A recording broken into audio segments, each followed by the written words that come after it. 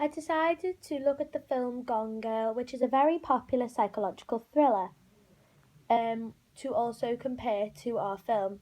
Firstly, both of our films, when introducing our production companies, start to play ominous music. This allows us to set the tone of the film. Initially, this is important so that the audience have an idea of what they're going to watch. This is important for a psychological thriller as it immediately creates tension. For Gone Girl, the setting of the opening sequence is set in a bedroom. This is important as it highlights the representation of the middle class, as this room is very pretty, very posh, and painted very well. And it makes the audience shocked how the characters could be so upset with their lives. For the editing, they used a washed out grey/blue colour grade so that the characters become mysterious. And because of the dullness of the colour, makes the audience have no expectations.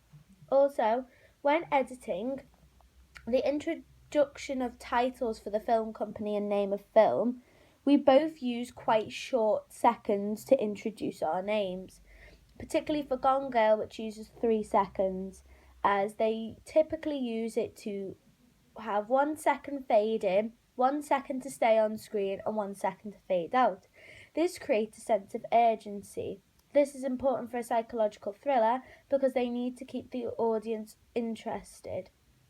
Even though the editing on our titles was both very quick, our letters appeared to the beat of the music, which made it very slick. Also, during the filming of Gone Girl, they used an establishing shot with the use of a big close-up of a man stroking and brushing a woman's hair. And this allows us to establish who the narrator is through who was doing the voiceover.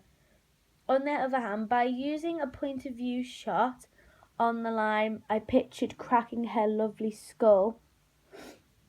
This frightens the audience and actually juxtaposes what he's doing as he softly brushes her hair and speaks in a light tone. It becomes across more sinister. This is important for a psychological thriller because we need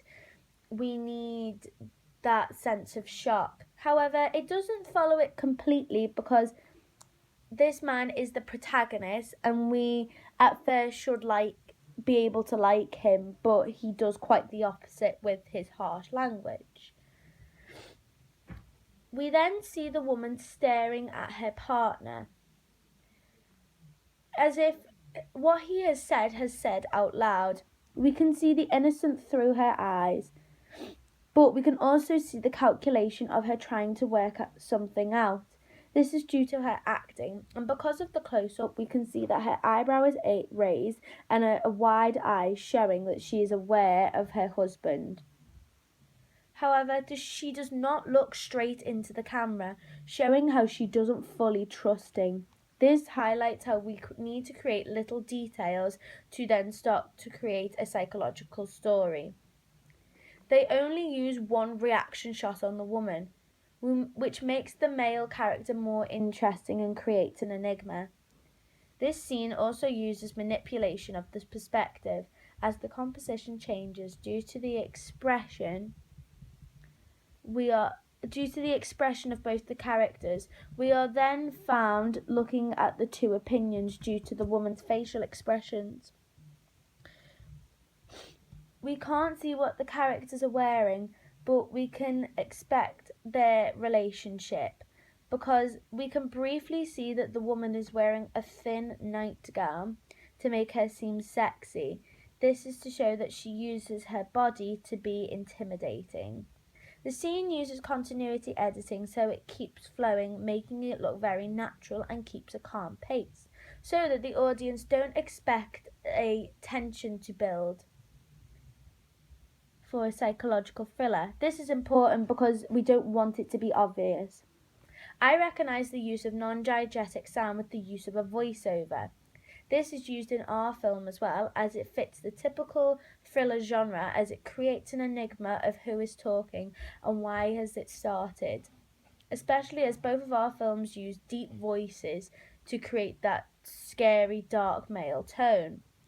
Whilst using no emotion, it creates a more sinister effect. Whilst the lighting also uses foreground so it can highlight the focus of the character, particularly his hand stroking his wife.